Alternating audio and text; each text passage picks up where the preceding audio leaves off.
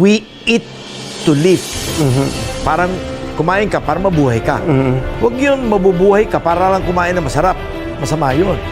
If I will have an opportunity to study how to help bring down the price of rice into something na walang masyadong kapital at kikita na kayo. Kamukha ng warehousing. Kamukha ng mga personal storage facilities. O, di ba? Huwag niyo itatago yung pera sa bangko. Kailangan yung pera gumulong. Invest mo yung pera para maraming magkaroon ng trabaho, para magkaroon ng maraming negosyo at umunlad ang bayan natin.